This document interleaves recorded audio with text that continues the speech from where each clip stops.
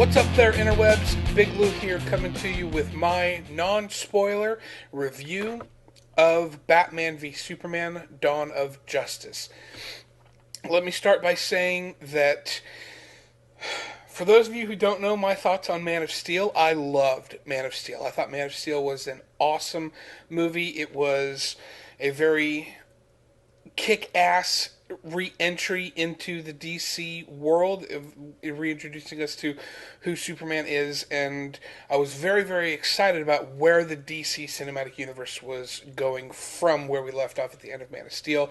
Now we get Batman v Superman, and I gotta tell you, this movie, to me, was fantastic. However, it's not without its problems. Starting off, I think that Ben Affleck was an amazing Batman. I think he is the best Batman that we've seen on screen thus far. He is brutal, he is dark, he is brooding, and he does a really good job of balancing the Batman with the Bruce Wayne. A lot of the iterations of the character we've seen before, the actor has been either really good as Batman and lacking in the Bruce Wayne, or really good Bruce Wayne and lacking as Batman. But Ben Affleck, I think, crushed both iterations of the character. You could definitely tell that he has seen some shit, and he is not afraid to show the criminals that he comes across the shit that he's been through. And you definitely get the sense of fear that he instills in the people that he's going after. So, loved his performance. Henry Cavill is still solid as Superman. I loved him in Man of Steel as Superman, and I think that he does a really good job of giving a little bit more depth to the character of not only Superman, but also of Clark. I think that he does a really good job of showing us the struggle that he's going through internally with how the world sees Superman versus what he thinks his place is, and how he's going to live up to not only the expectations of both of his father figures, being, Jonathan Kent and Jor-El, but also the expectations that he has for himself. So I think that he does a really good job of displaying both all of that in this version of the movie. The pacing of this movie is a very slow burn. It starts out right at the beginning and it just grabs your attention, and then it kind of is a slow build to a very, very satisfying result at the end. I really enjoyed all of the action sequences that it built up to. It was a little bit of time getting there, but once it got there, it was well worth the wait. The tone of this movie is very dark. It's very intense. It's very not knowing what to make of this world where this alien is essentially has the power of a god. There's a lot of religious overtones, not overtones thematically in the movie, but how they react to him is laced with religious overtones, and it does it in a really, really cool way. So I liked that. The fight scenes are brutal. The Batman scenes where he's fighting the thugs and stuff are it's straight out of Arkham City. If you've learned Arkham Origins, all the Arkham games, that type of fighting style. So if you've played those games, then you know what you're in for, and it's a good time at the movies. You could definitely tell that Zack Snyder pulled heavily from Frank Miller's The Dark Knight Returns. I think that a lot of the shots that he does are almost shot for shot from the graphic novel or even the animated movie, as far as some of the effects of the makeup and some of the things that happen to some of the characters. You're like, oh, hey, I remember that panel from Dark Knight. So, which I think was great and very, very well done. Moving on to Jesse Eisenberg as Lex Luthor.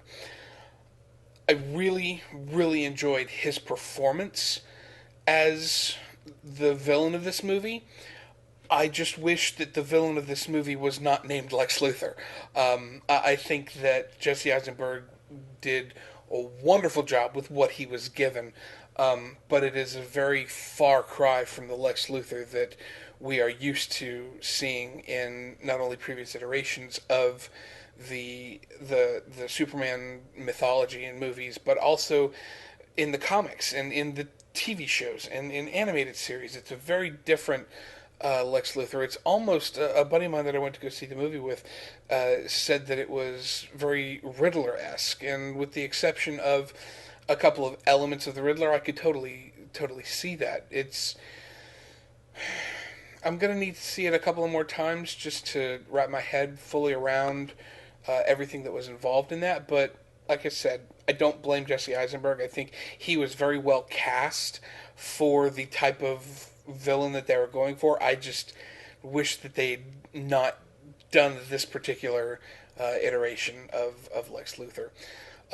The biggest problems that I have with this movie are not anyone's performance or the action or the score. The score, by the way, Hans Zimmer is amazing, as always. But it's really with story. This movie is lacking consistency in a lot of the plot points. There's definitely a lot of gaping holes in some of the characters' actions and reactions to things. And that's not to say that the movie's badly written. The dialogue is very, very good, and it's very expertly acted. I just wish that they had done different things with some of the story points. I think that the movie is a little bit stretched out as far as some of the sequences. I think could have been trimmed back or removed completely to kind of make the rest of the story flow a little bit cohesively. I think that some of the sequences that they have in there are a little bit jarring from the overall story that's going on. The movie is very much a Zack Snyder film in that it is very much style over substance. And what I mean by that is to look at the movie, it's beautiful. The shot composition, the visual effects, the the costumes, the lighting, it's visually stunning. But that comes at an expense of story. There's, as I said just a few minutes ago, the story elements of this movie are lacking. A lot of the critics that I've been reading over the past couple of days that had a chance to see the movie early at press screenings and whatnot have said this movie is full of potential. And that word seems to be the word of the day. This movie definitely has potential. There's so much good stuff in this movie. The action, the fight sequences, the character interactions, the banter between Bruce and Alfred are just great.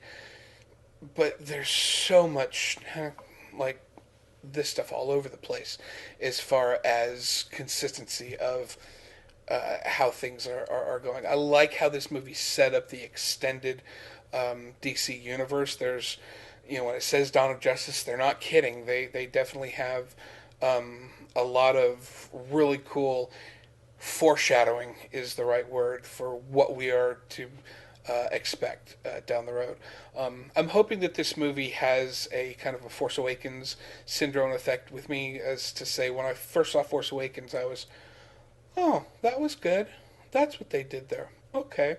And then the more I saw Force Awakens, I was very much more and more on board the more I saw it. I'm hoping that this movie will get better and better the more I see it. I'm hoping now that I know what I'm expecting when I go in to see it again, that I will be able to overlook, not necessarily overlook, but that some of the glaring plot points and stuff won't affect me nearly as much. Overall, I give this movie an 8.5 out of 10. I think it was an awesome time at the movies. Definitely go see it. Definitely see it on the big screen. If you can see it in an XD or an IMAX venue, then definitely I recommend it, because it's well worth seeing the scope that this movie is. So those are my thoughts. I've rambled on here for almost 10 minutes. So let me know what your thoughts are on Batman v Superman. Try not to give any spoilers in this. I'll have a full spoiler review once I get the whole InterWebs crew together in the next couple of days to actually do it. It's actually almost 3 in the morning right now. I just got done. Just got out of the movie, so I'm a little tired, so I'm kind of babbling on, but that's okay. So like this video, subscribe to our YouTube channel, follow us on Twitter. We're just at the Interwebs Show, and I will see y'all on the interwebs.